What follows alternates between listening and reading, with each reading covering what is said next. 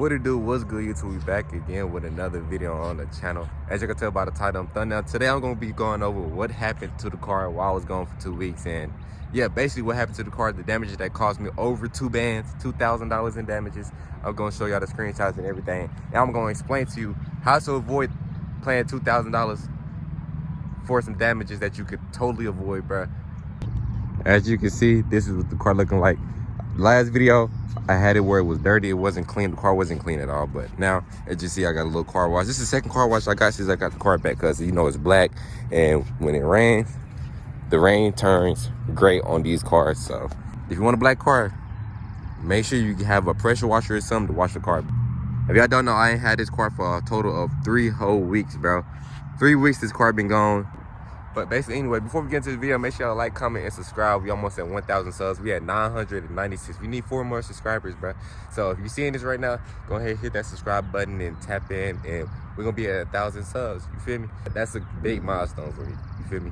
A huge milestone. But we here. Let's go ahead and get straight into the video. Bow. If y'all new to the channel, y'all know this is my Chrysler 300S. It's a 2015 300S. So what happened to this car for me to pay $2,000 in damages on this car? Was it an engine? Was it an accident? Was it some in the interior? You know what I'm saying?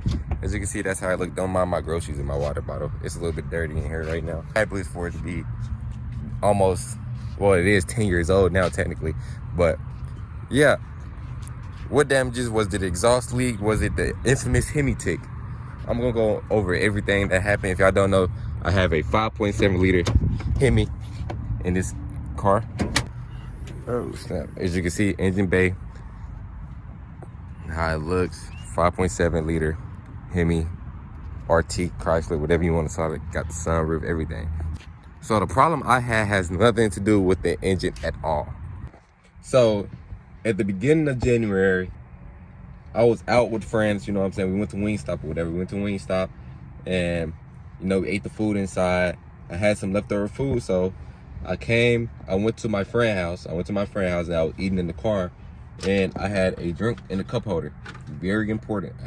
So while I'm eating my food, right? I'm eating my food, I get done. I go to grab my drink. I go to grab my bev that's right here. My beverage, pick it up, and I notice that it started leaking. Like the cup is leaking into the cup holder.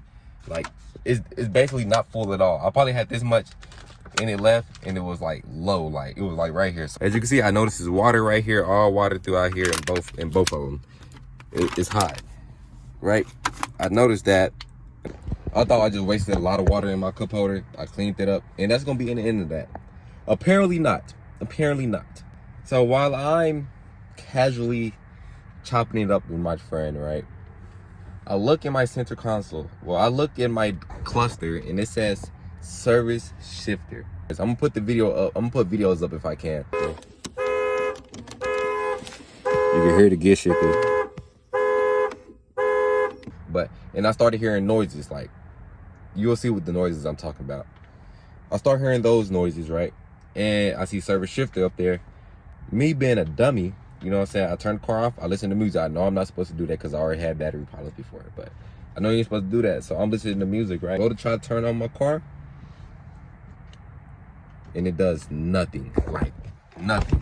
I'm like, okay, my battery just died. So I called my friend. You know, luckily he wasn't asleep. I said, hey, bro, my battery just died.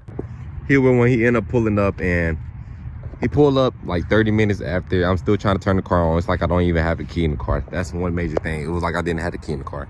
But I tried to jump it from that battery right there. It didn't work. So I just ended up leaving the car at my friend's house. I towed it the next morning. And yeah. And then I ended up getting it towed to the dealership, and they put it on the tow truck. They end up coming back to tell me that they need some wiring harness. My wiring harness need a diagnosis. I said, I'm just gonna tow it to the dealership, pay the $200, and to see what's wrong with the car. Cause if I can't jump it and the new battery wasn't working, so it got to be something other wrong with the car, right? Like maybe one of my modules fell out of sync, right? Cause if one module fell out of sync, it's like your car won't work at all. And my security alarm was going off because It's like my key fob wasn't working. I thought it was my RF hub. If you know what an RF hub is, it's like basically a radio frequency for the key and stuff like that. It's like right there behind your back seat. So I take it to the dealership. I pay the $200 diagnosis. They come back like 5-6 days later and says, you need further diagnosis. You need wiring diagnosis. You need wiring and module diagnosis. That's gonna be $1,000 for that. But I'm like, no way they want to charge me another $900 after I done paid $200. And they came back to tell me that I had a wiring issue right here. So let me explain to y'all what happened. So as you see, it's a cup holder right here, you know, regular cup holder, LED lights right here. And it's these things right here, right? It's these things right here. And like little passageways where water can leak, like you see on the side of them, like water can get right there. So when water filled up, it was leaking, and it was a Sprite, by the way. It was leaking into the wiring right here, into this thing under here. So what happened, soda got into the wires right here and shorted like everything out. So for them to repair that, it was either $20,000 for a new wiring harness, or it was $2,000 for them to repair the wire, just to repair the wire. But when he told me that 2 bands, I was like, oh my God.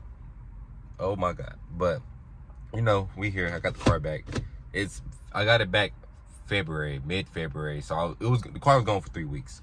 So if you're ever having that problem, bro, then that's most likely what it is, bro. If you're hearing that shifter noise, if it's like your key not working and you see service shifter up there, you probably got damaged wiring under your center console or under your shifter. I know, bro, I know it had to be something electrical, but I ain't know it was to that extent right there. I thought it was a module. Maybe a module need to get reprogrammed, because when we plugged the ODM reader up, it said module cannot communicate. That's what it said. But anyways, we here now. We got the car back. I'm about to start grinding. Make sure y'all like, comment, and subscribe to the channel, man. It's getting hot here in Texas, bro. It's getting extremely hot here. Well, it's been cold for the past few months, but it's been getting hot. But yeah, make sure y'all like, comment, subscribe. I got more leak content. We're gonna get back to the regular scheduled content, regularly scheduled shows. And yeah, I just gotta get these videos out for y'all boys so y'all know what to do and when stuff happens and what's going on with the car. If y'all following the story of this 300, then yeah. Anyways, make sure y'all like, comment, and subscribe. We almost at 1K. Hopefully we hit 1K this video. And yeah, bow.